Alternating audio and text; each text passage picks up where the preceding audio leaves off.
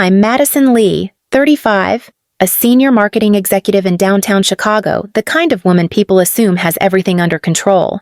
But control is a fragile illusion. That morning, it broke with a single buzz on my phone. I was halfway through a client pitch, fluorescent lights humming above the glass table, when the vibration hit the wood beside my coffee cup.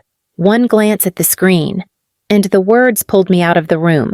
Sophie need $2,800 for my prom dress. Send it by tonight, my sister. 18, adored, dramatic, raised in the world my parents built out of my paychecks. For a second, I thought it was a joke. Then, another vibration. A group text lit up with my parents' names. Caroline Lee, my mother, sharp as glass, and Daniel Lee, my father, quiet but unwavering when she decided what family meant. Caroline, you either pay or stop calling yourself our daughter. Daniel, do the right thing. Madison. The room around me blurred. Voices kept talking. Slides kept changing. But I was somewhere else back in the small Oak Park house where being the older daughter meant working summers while Sophie got violin lessons and designer shoes. I typed back with shaking fingers. Earn it yourself. My chest tightened the moment I hit send. It wasn't just about a dress. It was about years of wiring money for emergencies. Years of believing their promises that things would change. When the meeting ended, I sat in my office with the skyline behind me, replaying every time my parents said, "You're our pride." They never said, "We're proud of you." Pride, for them, was a currency. The phone buzzed again. Same group chat, same silence between the lines. They were waiting for me to fold, like always. Instead, I opened my banking app. The joint family account glowed on the screen set up years ago to help with groceries, utilities, the basics. My thumb hovered over the recurring transfers, the automatic safety net that made their chaos invisible. Then I pressed cancel. Once. Twice. Every scheduled payment gone. The city outside glittered like nothing had happened, but I felt the ground shift. My whole life had revolved around keeping my family afloat. That morning, I didn't know it yet, but cutting them off wasn't the end. It was the beginning of discovering just how deep their lies went. The chapter opens with Madison Lee alone in her apartment that night, city lights flickering across the floor-to-ceiling windows. The glow of her phone still shows the last message from her parents, an emotional bruise she can't stop touching. Her voiceover steadies low, thoughtful as she drifts into memory. Flashback to 17-year-old Madison in Oak Park, the sound of her mother Caroline Lee's heels on tile, sharp and impatient. Caroline scolds her for taking another late shift at the diner instead of joining family dinner. "You'll miss Sophie's childhood," she says.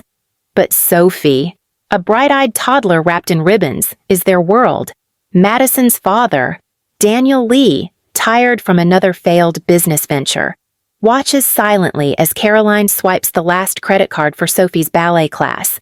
Madison narrates how she learned early that love in their house was earned through usefulness. When Daniel's company folded, she became the helper paying small bills, buying groceries, pretending it didn't sting each time Caroline said, "You're strong." Sophie's sensitive. She remembers counting cash tips on her bedroom floor, dreaming of escape, of college, of a life measured by effort, not need. At 25, after landing her first marketing job, Madison tried to fix what was broken. She created a joint family account, believing it would bring stability. Caroline had cried with relief. Daniel had called her their guardian angel. For a while, the illusion worked. She sent money for emergencies, for repairs, for unexpected costs. It made her feel responsible, important part of something.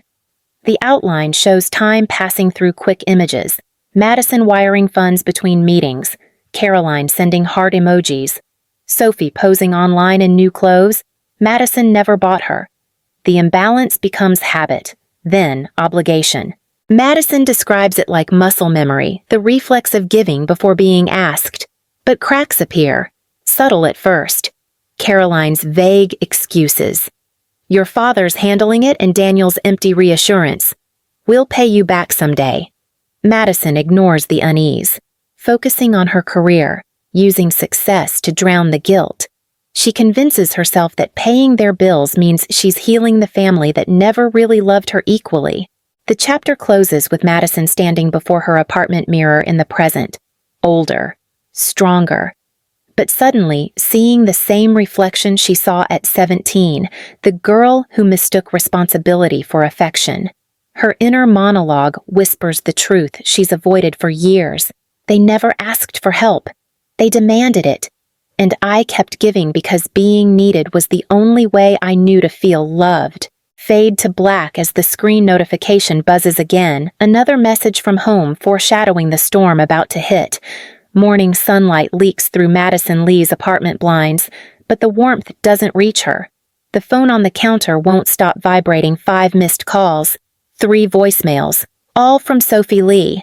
Madison pours coffee, pretending not to hear. The caffeine burns on the way down. She's trying to move on, to focus on work, but the phone keeps flashing like an alarm she can't turn off. Finally, she answers. Sophie's voice bursts through, already angry, trembling with practiced fragility. It's just prom. Madison. Everyone else's parents pay for their dresses. Madison's voice stays low but controlled, honed by years in boardrooms. You're not everyone else. Sophie, you're 18. You can get a job. Silence. Then a sneer. You think you're better than us now? You owe Mom and Dad for everything they did for you. The words strike deeper than Madison expects. The guilt Caroline planted years ago sprouts instantly. She tries to end the call, but Sophie keeps pushing, layering shame over entitlement. You don't get it. I deserve this. When the call finally ends, Madison sets the phone down and stares at her reflection in the black glass. Her pulse hammers. The city hums outside, but she hears only the echo of that word, deserve. Hours later, as she tries to focus on her next campaign presentation, her phone buzzes again, a new voicemail. She plays it without thinking. Sophie's voice, hushed and whining. Mom, she's being impossible. Tell her to pay. Then, another text this time from Caroline Lee, short and sharp. If you won't help family, don't expect to be one. Followed by Daniel Lee's message, do the right thing. Madison's breath catches. The coordination between them feels rehearsed. This isn't a plea, it's a strategy. For the first time, she feels less like a daughter and more like a bank they're trying to rob. She sits alone at her kitchen table, phone glowing in the dim light. Memories crash in Caroline hugging her after the first paycheck. Daniel saying, we're proud of you, but meaning we can use you. Every thank you she ever heard suddenly feels counterfeit. Her voiceover softens but hardens underneath. They never saw me as family, they saw me as funding. The chapter ends with Madison scrolling through the family account's past transactions, small at first, then bigger. Numbers blur into betrayal. She closes her laptop, whispers to herself, something's wrong. A final notification dings from her inbox subject line, large transaction alert, $5,000. Fade out on Madison's expression, shifting from confusion to cold determination, the beginning of the unraveling.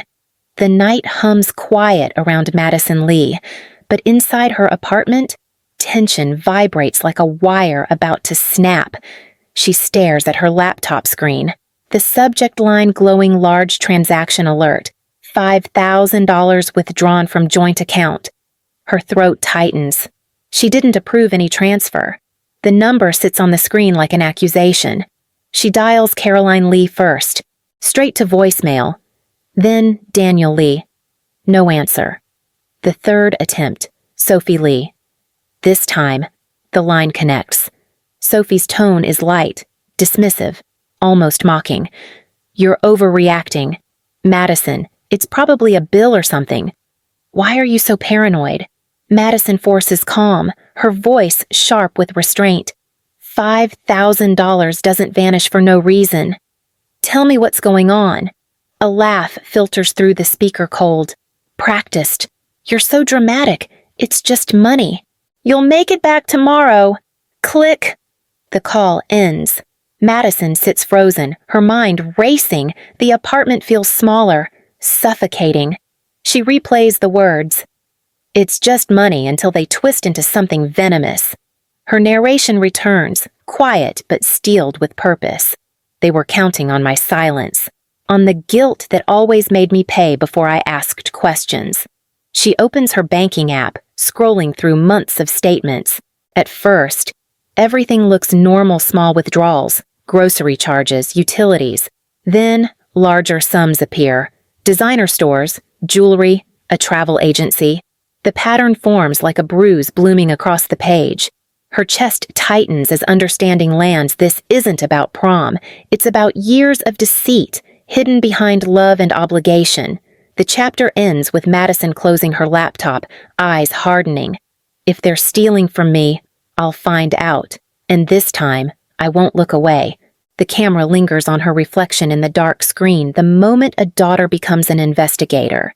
The next morning, the world outside Madison Lee's window moves fast cars, voices, ambition, but inside her apartment, time slows. She hasn't slept. The glow from her laptop still burns against her face. Rows of numbers blur into betrayal. Madison shuts it, grabs her coat, and heads for downtown. She needs clarity. She needs someone who won't tell her to do the right thing. By mid-morning, she stands outside a glass-walled office on the 24th floor, sleek, sterile, corporate. This is Erica Vaughn's domain friend, colleague, and legal counsel at the marketing firm where Madison works. Erica, 38, confident and precise, greets her with the kind of calm only lawyers and surgeons possess. Madison forces a smile, but her hands shake as she holds out her phone. Erica, I think my family's been stealing from me. Erica gestures for her to sit. The office feels too bright, too clean for a conversation like this. Madison explains everything: the prom demand, the $5,000 withdrawal, the silence that followed. Each sentence tightens her chest, the words heavier as they leave her mouth. Erica listens, eyes narrowing with professional focus. You still have access to the joint account. Yeah, I never closed my login. Good. Then we'll see what they've been doing with your money. Erica spins her laptop around, fingers flying across the keyboard.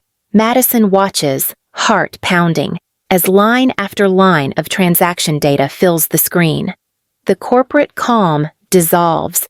Each withdrawal feels like a punch. Luxury department stores, a jewelry boutique, payments to a travel agency, restaurant charges for hundreds at a time.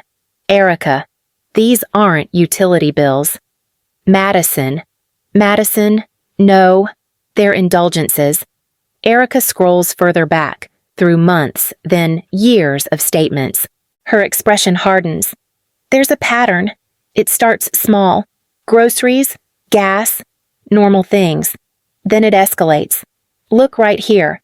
Consistent transfers around holidays, birthdays, and this monthly withdrawals labeled home repair.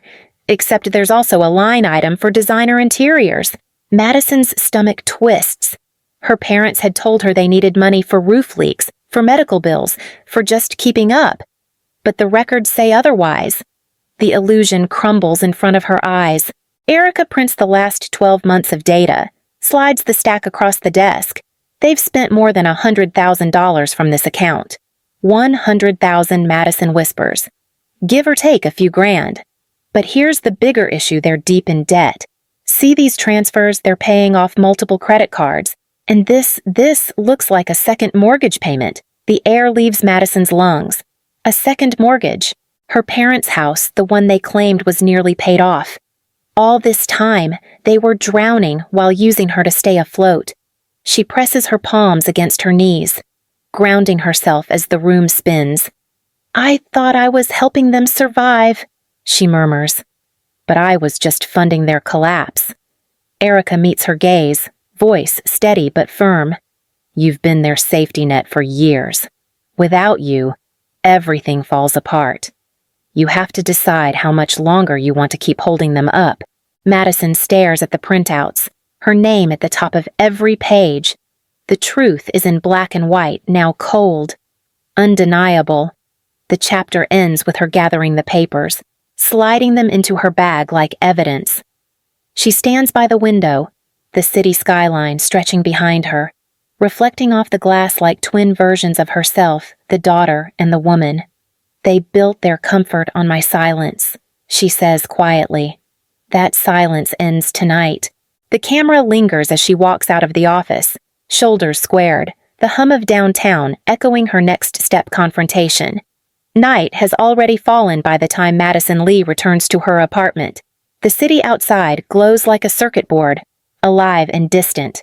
She sets the thick folder from Erica Vaughn's office on her kitchen counter, but she can't bring herself to open it yet. The truth is, inside cold. Absolute, but part of her still wants to believe there's an explanation. She pours a glass of wine, hands trembling, and finally flips the cover. The pages whisper as she turns them. Numbers, dates, transactions, evidence of every lie she's ever funded. Madison traces a finger down one statement, $3,000 event planning and luxury decor. That must have been Sophie's prom. Then another $2,800 designer boutique, and another $500 travel agency. She feels her throat close. They weren't surviving. They were spending. Flashbacks puncture her composure. Caroline calling about unpaid medical bills. Daniel sighing about a leaky roof. Sophie crying over college application fees. Every plea had a purpose to keep her paying. Madison drops the pages on the table, breath shallow. She calls Erica, voice raw. You were right. It's worse than I thought. Erica's tone is calm, but weighted. There's something else you need to see. Page 10, bottom left. Madison flips the sheet, and her blood runs cold. A mortgage account she's never heard of her parents' address. Her name listed as co-signer, without her consent. They used my credit. She whispers, yes. Erica confirms quietly. They leveraged your financial record to take a second mortgage. It's not just unethical, it's illegal. Silence stretches. Madison sinks into a chair, eyes wet but unblinking. I thought I was saving them, she murmurs. I was just feeding the fire. Erica lets the pause breathe. Then, softly, you need to decide how far this goes. Madison, you can confront them, or you can take legal action. But either way, you stop letting them write checks on your guilt. Madison looks up at the city skyline, the reflection of skyscraper lights flickering in her glass. Her narration returns, steady now, stripped of shock. $100,000, 4 years of quiet theft. And somehow, the money wasn't the worst part. It was the betrayal, their belief that I'd never question them. She gathers the papers back into the folder, her movements mechanical but purposeful. Then she takes a deep breath and deletes every automatic transfer still linked to her family's accounts. The soft click of each confirmation feels like cutting a chain. She opens her email and begins to type. The joint account is closed. I know about the $100,000. No more money. Her hand hovers. Then she presses send. The message flies into the digital void, final and irreversible. Madison stares at the screen, her own reflection staring back. A tear slides down, but her voice is steady. They thought they could buy my silence. They never realized silence was the only thing keeping them safe. The chapter fades on her quiet exhale, exhausted, resolute, ready for the reckoning to come. Morning light filters through the blinds of Madison Lee's apartment, but the air feels heavier than it should. The email she sent last night still sits in her sent folder sharp. Final, impossible to take back. She rereads it once, twice, and closes the laptop with a quiet thud. Around her, the city hums awake, unaware that one small act has just severed years of obligation. Her phone vibrates across the counter. Sophie Lee's name flashes first. Madison hesitates, then answers. Sophie's voice bursts through, furious, panicked. "You can't do this. We need that account. You're tearing this family apart." Madison's tone stays measured, deliberate. "Need it for what?" Sophie Moore designer dresses. A pause, then the click of disconnection. Minutes later, a wall of messages floods her screen. Caroline Lee's texts in long, desperate paragraphs. Daniel Lee, short and stern, replies, "Think about what you're doing." Madison scrolls through them, emotion flickering between heartbreak and exhaustion. She types nothing back. Her narration returns, quiet but steady. "I used to think cutting them off would feel cruel. Instead, it felt like breathing." She opens her banking app one last time to confirm the account is closed. No access, no shared control, no loopholes. The number 0 shines like freedom. She exhales, the weight of years finally lifting from her shoulders. Outside her window, the skyline gleams. Indifferent, yet comforting. Madison grips her coffee mug and whispers to herself, "They taught me love was debt. I'm finally paid in full."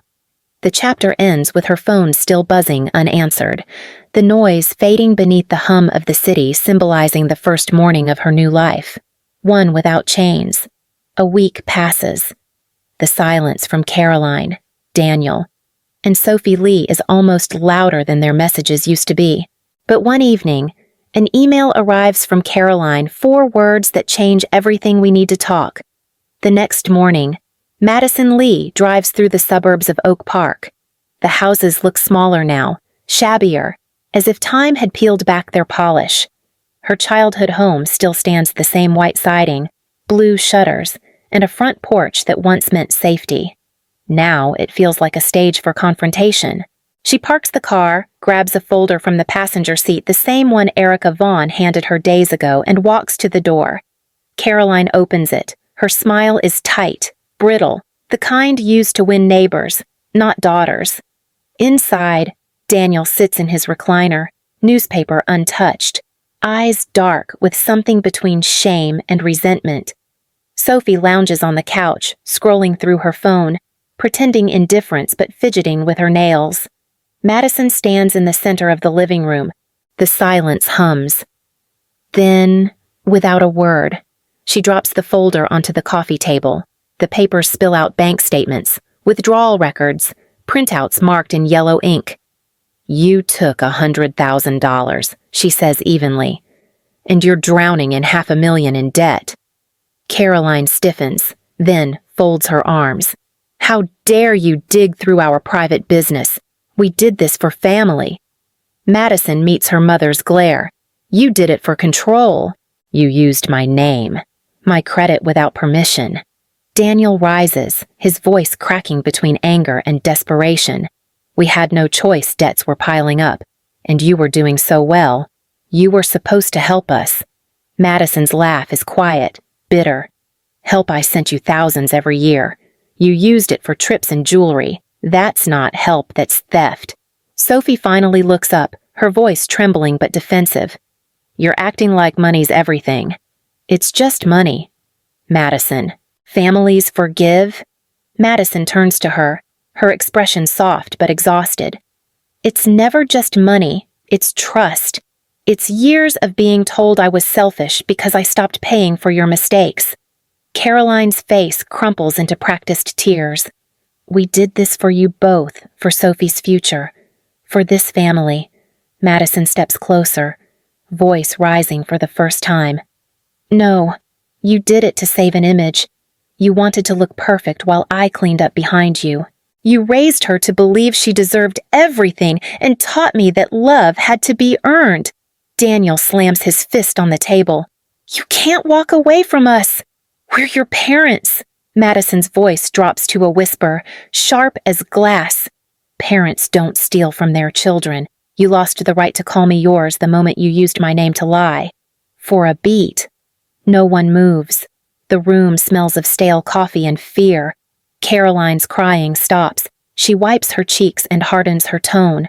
"So, this is it. You'll just abandon your family. After everything we sacrificed." Madison looks around the photographs on the wall. The one where she's missing from the family portrait because she took the photo. You abandoned me years ago. You just used my money to pretend you didn't. She gathers the documents back into the folder, sliding them neatly together. Her movements are calm, deliberate. The power has shifted. They feel it too. Sophie speaks again.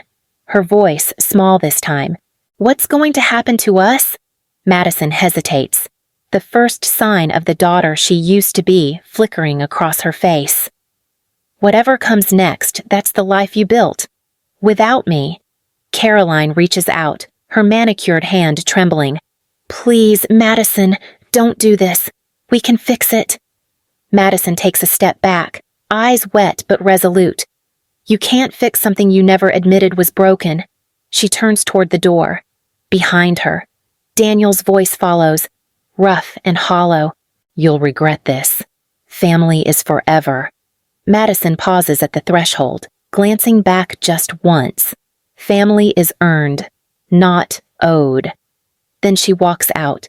The camera follows her down the porch steps, past the garden that hasn't been tended in years, into the muted sunlight. Her breathing steadies. With each step, the house grows smaller in the background until it disappears entirely in the rearview mirror. In the car, she grips the steering wheel, the folder resting beside her. Her reflection in the windshield is clear, strong, unbroken, unowned. Her voiceover closes the chapter. They thought I'd come here to forgive them, but I came to set myself free. And freedom doesn't ask for permission. As she drives away, the faint sound of her phone buzzing echoes from her bag. Another call from Sophie. Madison doesn't answer.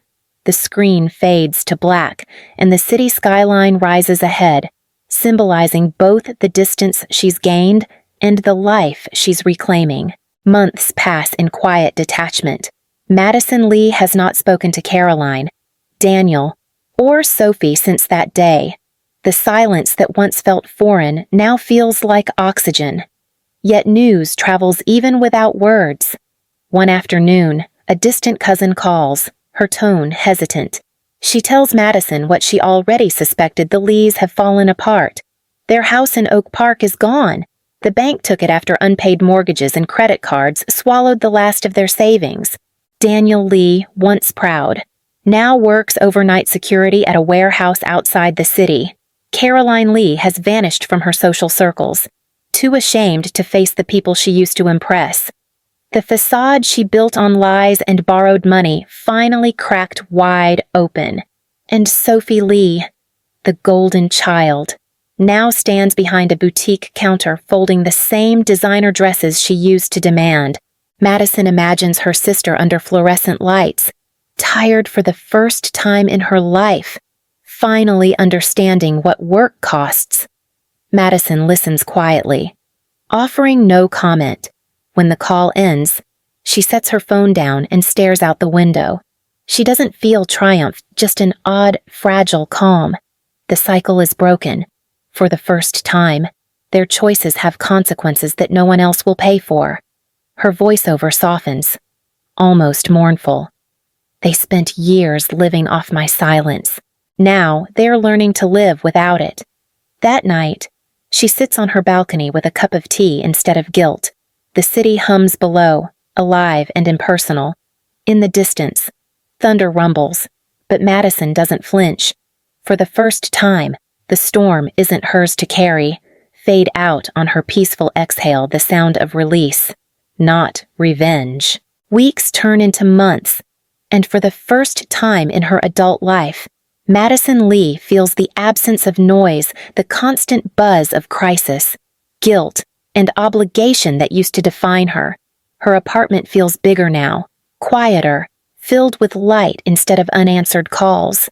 She's still working long hours at the marketing firm, but something in her rhythm has changed. The urgency to fix, to please, to rescue, it's gone. In its place is stillness and a cautious kind of peace. Each morning, she walks to work instead of driving, letting herself notice the small things she once rushed past: the bakery smell on the corner, the laughter of strangers, the city waking up without needing her. In the evenings, She starts therapy at first hesitant, but gradually honest. Her therapist's office is warm, lined with books and sunlight. When she talks about her family, her voice no longer shakes. She's learning the difference between love and dependence, between loyalty and control. One session, the therapist asks, "What does freedom mean to you?" Now Madison pauses, then smiles faintly. "It means not having to apologize for saving myself." Back home, she writes that line in her journal, underlined twice. It becomes her mantra, slowly. She rebuilds setting financial boundaries, redefining connection, allowing friends to get close without fear of being used. Occasionally, she hears updates about her family. She doesn't block them out entirely. She just doesn't carry them anymore. They are pieces of her story, not the weight of her present. The final scene mirrors the opening Madison at her office window, the skyline gleaming. Her phone buzzes again, but this time, she turns it off and smiles. Her closing narration family doesn't end when you walk away. But sometimes, walking away is how you finally come home to yourself. Fade out on quiet sunlight, a new beginning, unburdened.